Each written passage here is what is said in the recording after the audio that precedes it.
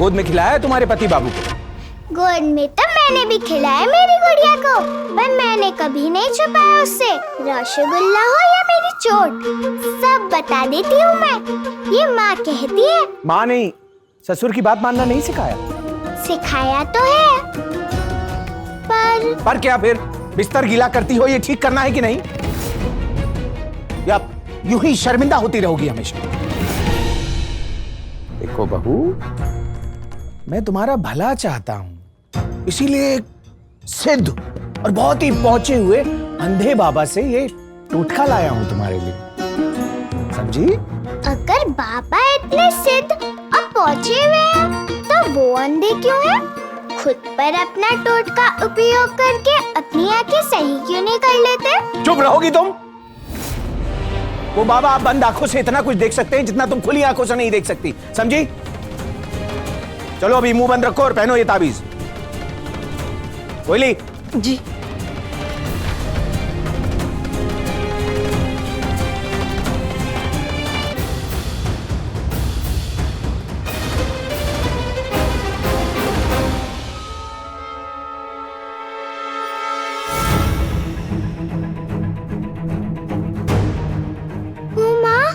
ये तो तेज धार वाला है। हाँ, इसकी ये तेज धारी काट के नाश कर देगी तुम्हारी बीमारी को। चलो चलो, कोयली बांध दो बहू की बाजू पे।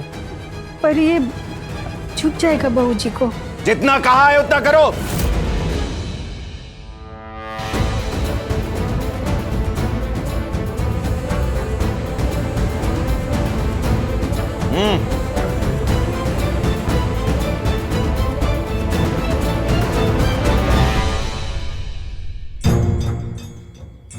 याद रहे, अनिरुद्ध को ना दिखे और ना पता चले इस ताबीज के बारे में, समझी? जी बड़े काका ससुर।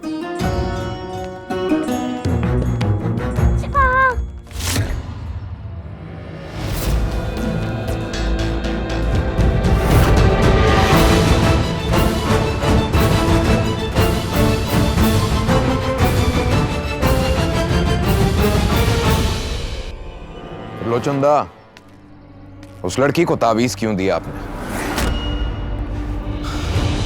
उसे ठीक करने की जिम्मेदारी आपकी है क्या? क्यों?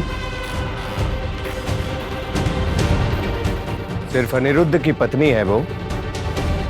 रॉय चौधरी खानदान की बहू नहीं है क्या? क्यों ना दें तावीज? तुम अंग्रेज हो बिनोय, हम नहीं।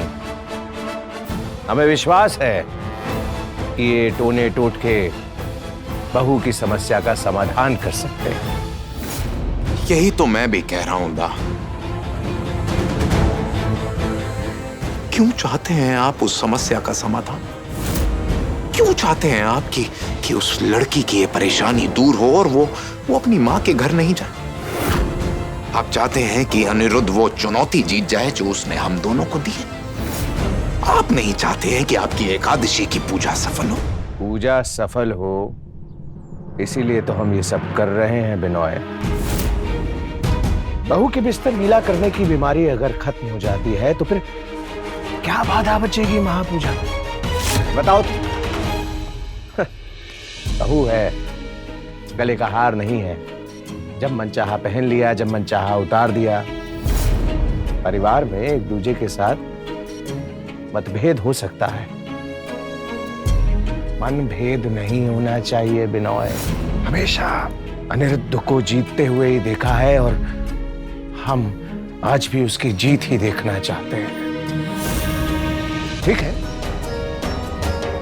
उसके इस क्रांतिकारी रवैये से तकलीफ है हमें। हाँ, परेशान हैं हम।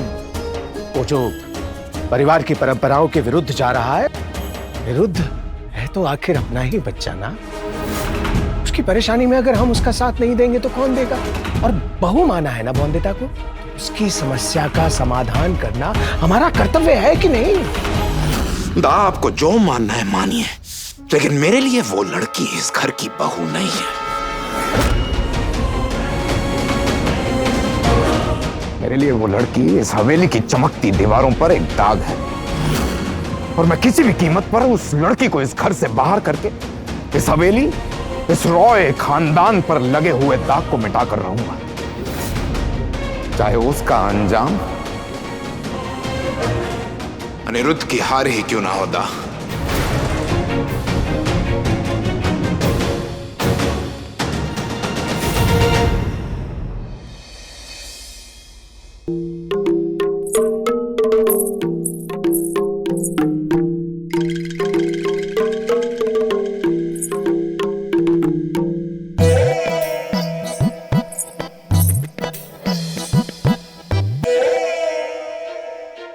मैं जानती हूँ कौन आया है। मेरी परी दीदी आई है ना।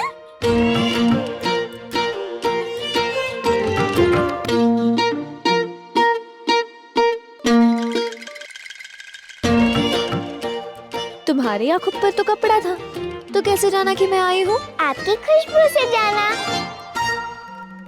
कितनी अच्छी खुशबू आ रही है आपसे। ऐसा लग रहा है जैसे बगीचे के सारे गुलाब छिड़क लिया हो खुद पर आपने।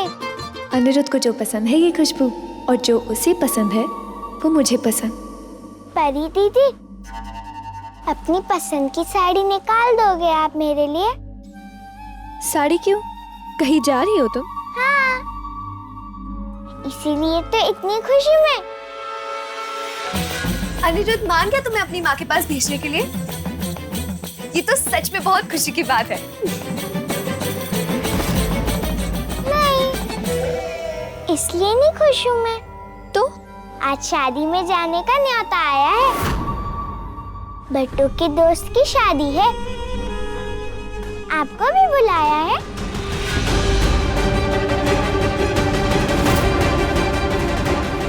हाँ। सच्ची?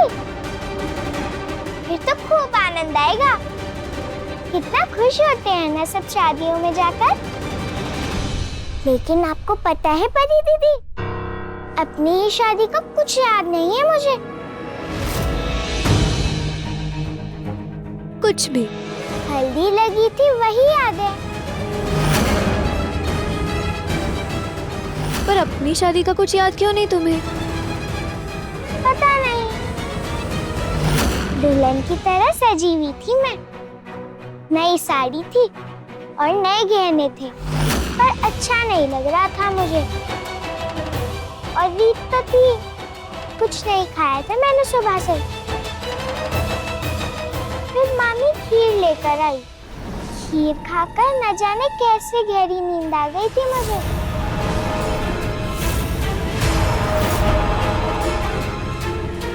जब आँख खुली तब राक्षस बाबू मेरे सामने थे। आप कौन हैं? मेरे होने वाले पति क्या? तुम भूल गई, पर मैं नहीं भूल सकती बौद्धिता कि तुम्हारी वजह से सबसे हसीन दिन मेरी जिंदगी का सबसे मनहूस दिन बन गया, सिर्फ तुम्हारी वजह से। जो मैं कहना चाहता हूँ तुमसे और जो तुम सुनना चाहती हो मुझसे, उसकी गवाह बनेगी आज की रात। आंखों में आंखें डाल, अंग्रेजी में आई लव यू कहेगा मेरा अनिरुद्ध। अनिरुद्ध दादा वापस तो आए, साथ में एक दुल्हन को लेकर आए। विवाह कर लिया उन्होंने।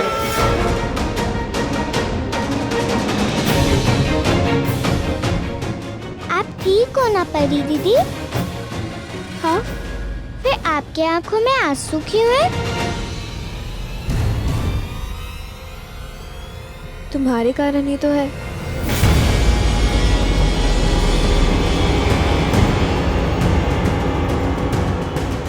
मेरा मतलब है तुम्हारे पास तुम्हारी शादी की कोई यादें नहीं है।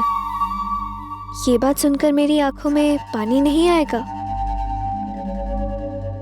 आज बटुक के दोस्त की शादी में तुम खूब आनंद लेना, खूब खाना, खूब मजे करना, जो मन में आए वो करना। कितनी अच्छी हो आप परी दीदी। पर क्या?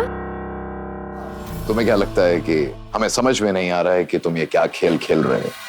तुम अपनी हार के डर से हमारी दी हुई चुनौती से बचकर भागने की कोशिश कर रहे हो। एकादशी की महापूजा से पहले अगर इस लड़की की ये आदत ठीक नहीं हुई तो इसे वापस अपनी माँ के यहाँ जाना पड़ेगा। स्वीकार है? स्वीकार। अपनी बीवी की समस्या को दूर नहीं कर सकता है अनिरुद्ध, और हाँ, समाज की परेशानियां सारी सर पर लेना चाहता है। याद रहे, समाज की औरतों के लिए सार्वजनिक गुसलखाना बनाना या बाल विवाह को रोकना ये बाद में करना अनिरुद्ध। अरे पहले वो जिम्मेदारी तो निभाओ जो उस बच्ची के लिए है तुमने विवाह करके।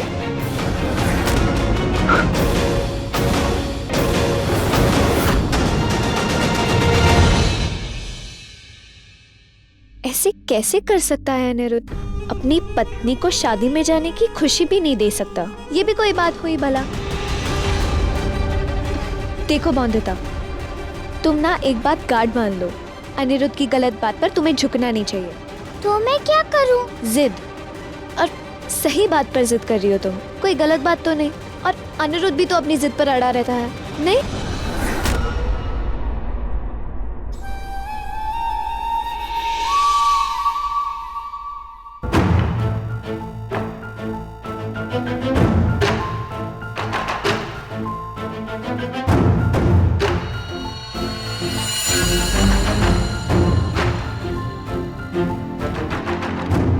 कितनी सारी रस्में देख लेंगे, आधी मिठाई भी खत्म नहीं हो गई होगी। पर कोई बात नहीं, अभी भी निकले तो बाकी की रस्में भी देख लेंगे और भोज भी कर लेंगे। विवाह में जाने के लिए तैयार हो जाइए पति बाबू, आपके कपड़े निकाल दिए मैंने, तैयार होकर आप। चुप नहीं रह सकती थोड़ी देर? कोई कहीं नहीं जाएगा बौंदिता।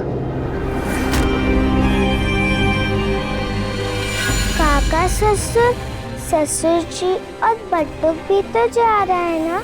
जाने दो, जिसको जाना है जाने दो, हम कहीं नहीं जाएंगे। आप कहेंगे तो नहीं जाएंगे शादी में, पर आपके गुस्से के कारण मेरी संपूर्णा दीदी भी चली गई, वो भी नहीं जा पाएंगी शादी में हमारी वजह से।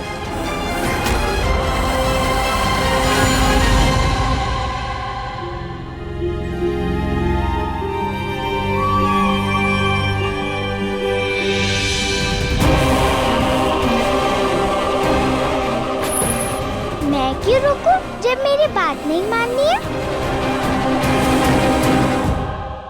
तुम जाने नहीं दे रहे हो उसे शादी पर। कितने मन से तैयार हुई थी वो, गुस्सा नहीं आएगा क्या? नहीं मिनी, हम नहीं जाने वाले।